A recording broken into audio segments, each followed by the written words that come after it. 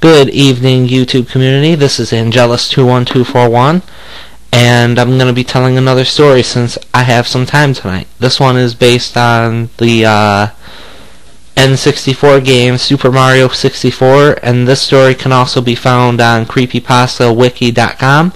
If you guys enjoyed the story, leave a like or subscribe to the channel, but enough talking, let's get started with it. Super Mario 64 Damned.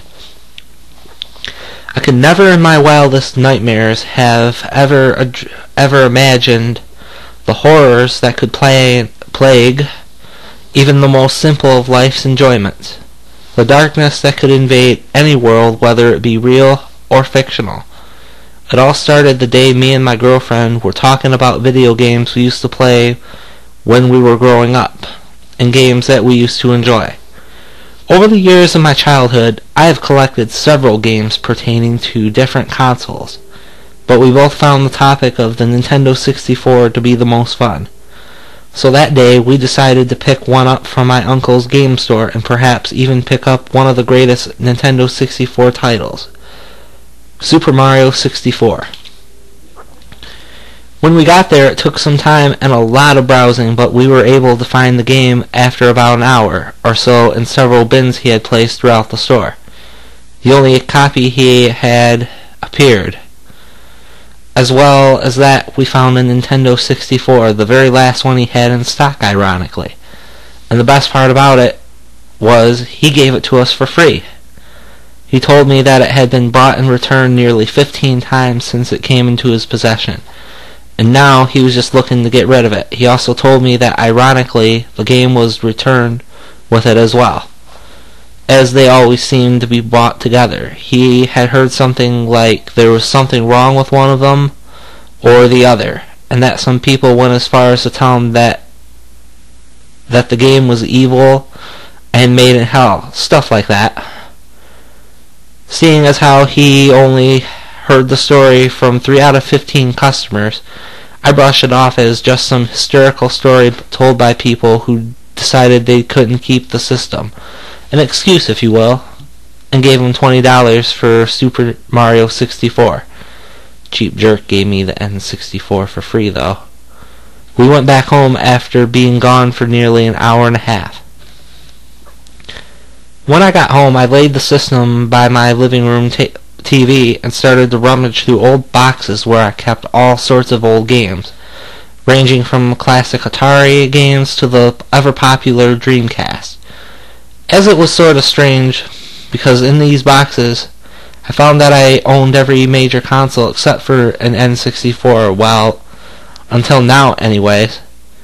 I pulled out my box with all the N64 games in it and began to dig through it. I found games like The Legend of Zelda, Ocarina of Time, as well as its sequel Majora's Mask, and 2 Castlevania titles for the system itself. Castlevania 64, Legacy of Darkness, and so on. Then it was time to hook it up. After everything was set up, my girlfriend decided she wanted to put in Super Mario 64. And after some effort, the game was ready to go.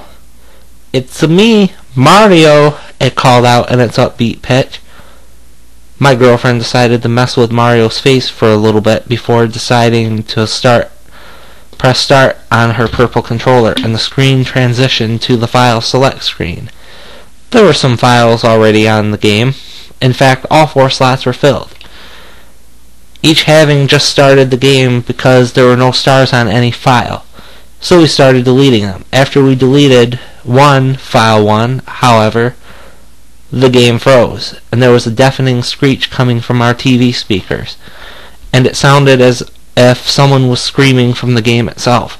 My girlfriend turned off the system after about 5 seconds. After a moment or so, she flipped it back on, and then we went back to the file select screen. Strangely enough, the game that we had just deleted on file 1 was back, and this time it had 66 stars, even though previously it had none. So once more she deleted it, and again it made a loud screeching sound. This time I would swear to God that it was louder than before, to the point where we both fell back covering our ears. As I was closer to the plug than the system itself, I jerked it out of the wall.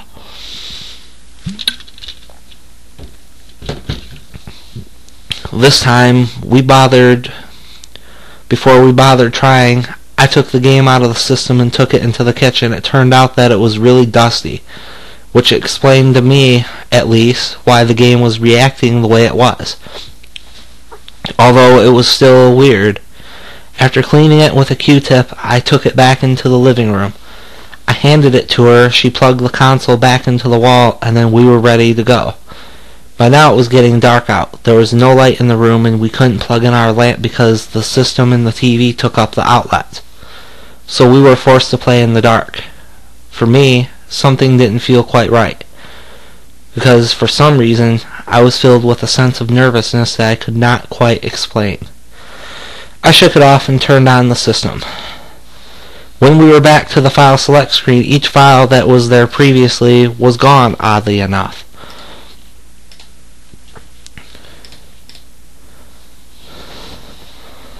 Which to me confirmed my suspicion that it was just a dirty game messing up. So we started a new game on file 1, and the screen lagged as if it were a CD or something, but after about a minute it started up normally. We got the opening scene with Peach inviting Mario to the castle, and the camera, as usual, followed up the footpath to the giant green pipe where Mario leaped out of. She was in control of the game and took Mario directly to the castle. When she opened the door to the castle, there was a long, prolonged pause, which made me nervous. Once again, the loud screeching that ruined our game previously shot through our ears, and it felt like glass was jammed into my eardrums. We were both overwhelmed because of the terrible screaming and could not think to even reach the system to the plug. After about 30 seconds, we looked up to the TV. Mario had somehow found his way to Big Boo's haunt, as the mansion that had never appeared this creepy when I used to play it loomed over Mario's head, ominously. "What the hell?" I said as I regained myself. My girlfriend was still just getting herself together, and it took her a minute to process what was going on. I took the controller now and took a good look at the mansion itself. It was nothing like what it was supposed to be. It had castle-like features, actually, and it was covered totally in blood and rust. The sky had black and red colors about it, complemented by the black clouds that seemed to pass by in an instant. I noticed that a new tower was now coming out of the mansion, and upon getting a good look at it, I noticed several figures hanging from it. The whole screen faded to white like it does in the entrance room when you look up at the skylight and go to the world that you obtained the wing cap in. When Mario reappeared, he had somehow made it on the top of the tower, on a platform that went nearly all the way around. The sky had a gloomy look to it as each cloud passed over the tower. As dark as the night sky, lightning began to rule the sky and illuminate the clouds in its thunderous wake. I tried for the first time to move Mario forward, but a bolt of lightning stopped any movement that I was willing to make. I dropped the controller. My heart began to race. I didn't know what to expect. I could see by the way my girlfriend looked that a strong sense of paranoia had overcome her, because I constantly noticed her looking behind us in the shadows that covered the room. With hesitation, I took the controller in hand and moved Mario forward about a foot or so before something fell from the top of the screen and the camera zoomed in on it.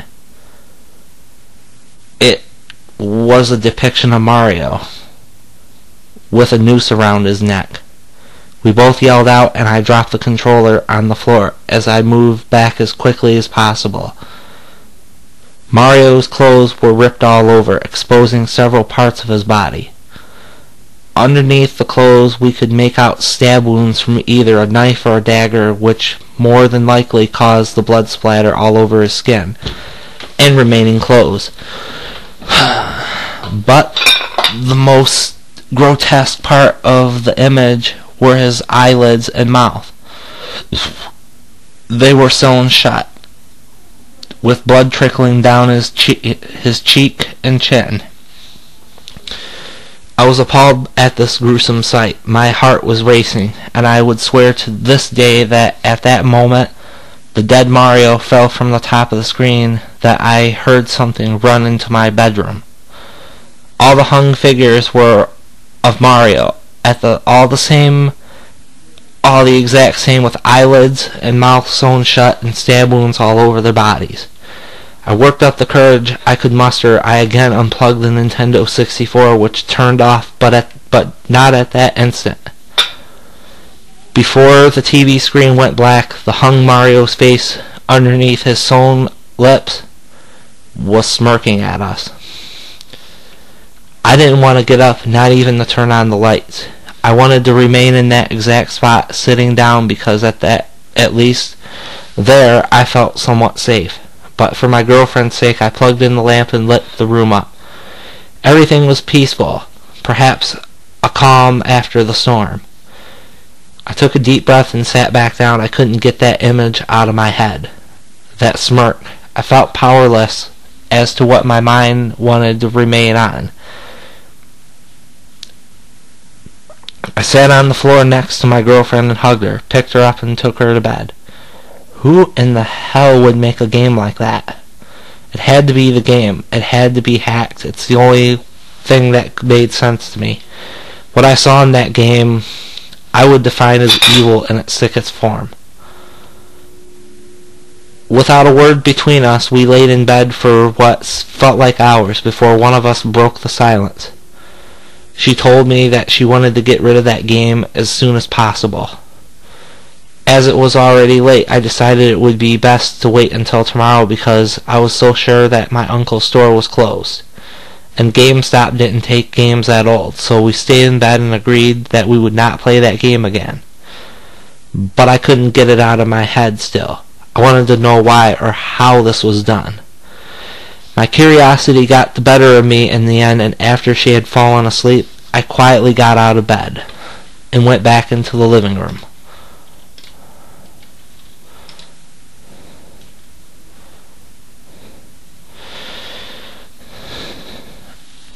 Sorry about that. I lost my spot. I gotta find where I lost my... There it is. Sorry about that, guys. I lost my spot. My curiosity had gotten to the better of me in the end, and after she had fallen asleep, I quietly got out of bed and went back into the living room and plugged in the N64 and didn't turn it on. Didn't have to. The game had started itself, and not only that, picked up exactly where it had left off. I was astounded by this because I had never seen a Nintendo 64 do anything like that. Right then and there, I knew that there was more to this than I knew.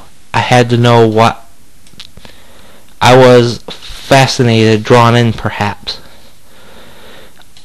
I got to look around the tower. Despite being disgusted, I was morbidly fascinated by the entire scene.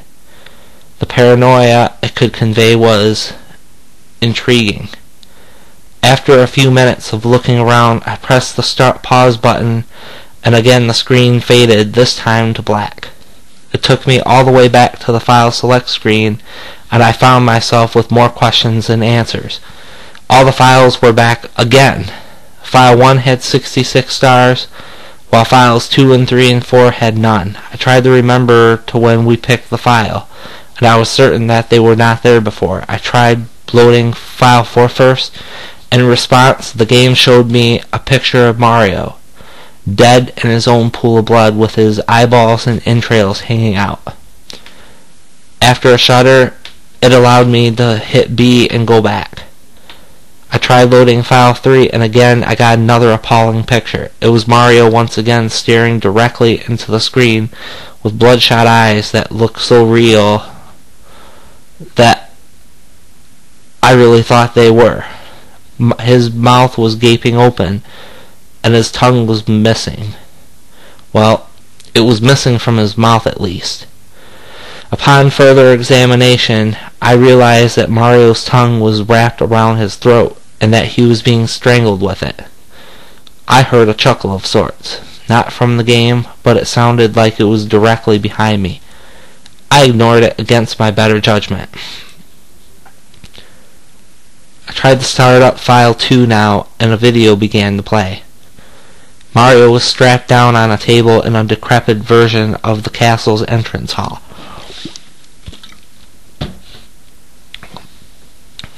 The stones were all black, blood oozing from the cracks between each of them. Curtains that hung from the ceiling were tattered and falling apart. They appeared to be worn with the years. In the background, Peach and Toadstool were strapped to both sides of the door that led to the basement area. Toadstool had the mushroom on his head torn off. I could only make out his skull showing through the still fresh wound. He was obviously dead.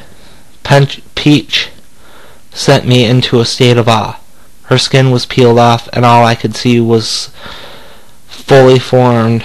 I could see fully formed was her head, which remained untouched. Jesus Christ, I said silently as the video continued.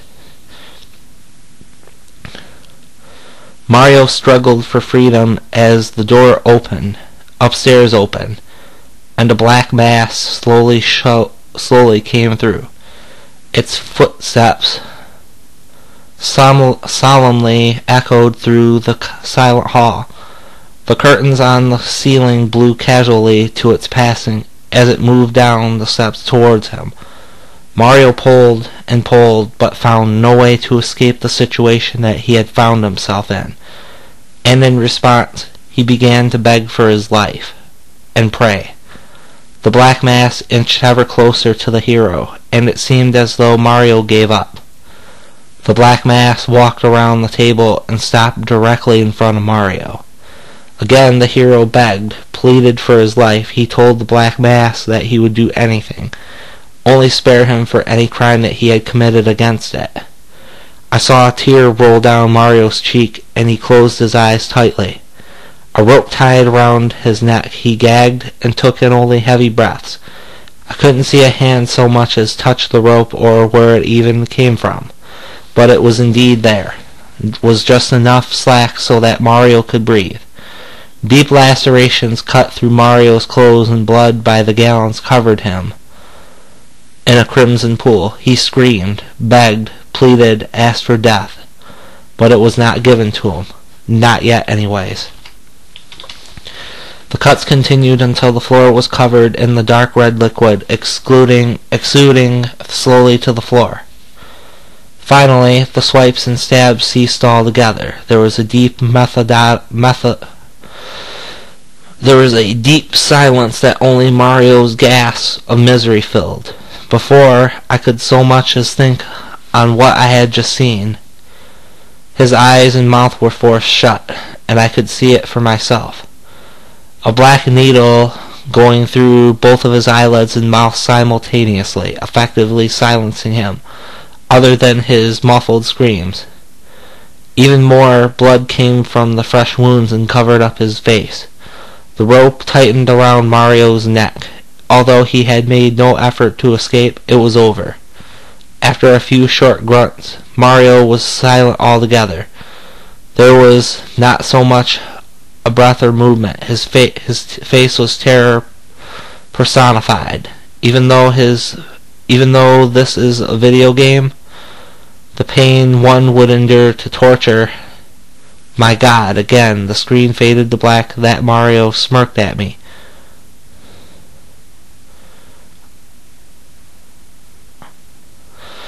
I sat in silence with Mario's head.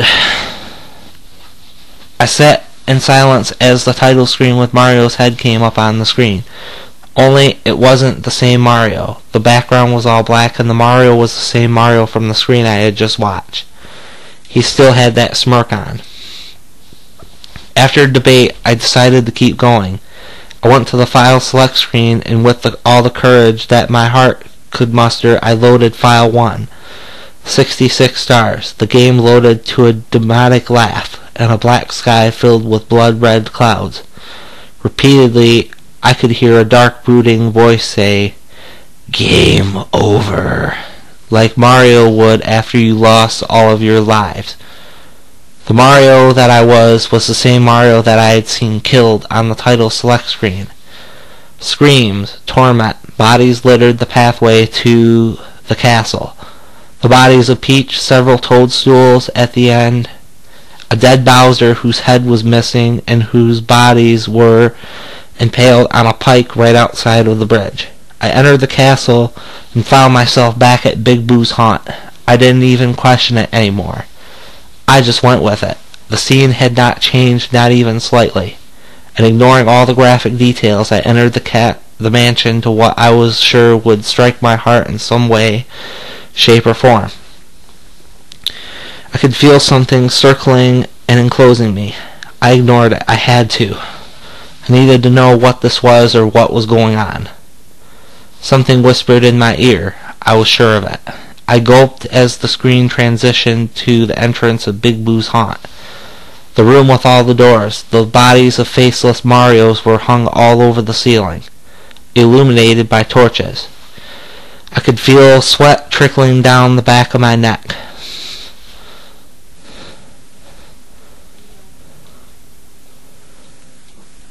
As I saw a stand-alone figure all the way on the upper balcony. I moved Mario slowly towards it. I was afraid. I'm more willing to admit that, and I was never more afraid in my life. I jumped up the stairs one at a time, moving cautiously as I could. It was another man, that was for certain, but who it was I'll never forget. As I reached the body, I hesitated, but zoomed in on it. I began to tremble, my hands barely holding the controller. The figure was indeed a man hung by a rope. This man had his eyes and mouth sewn shut just like Mario and was bleeding profusely from his eye sockets. The man in all his pain was me.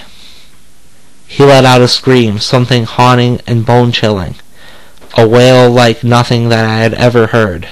The screen began to flicker and turn to static. I tried to turn off the system. I tried to unplug it, but nothing worked and the TV wouldn't even turn off either. I saw my corpse through the static burning as its haunting wail had yet to cease. Mario turned his head 180 degrees and looked at the screen, and with a smirk on his face, he let out a wail just like I did. My head began to hurt and throb. I fell to the floor, and the last thing I remember from that night, before my vision went to black, was seeing a black mass hovering over me. Wow. This is a pretty good one here. Well, I hope you guys enjoyed the story, and I'll probably have some more up on my 2 days off, so you guys have a good night.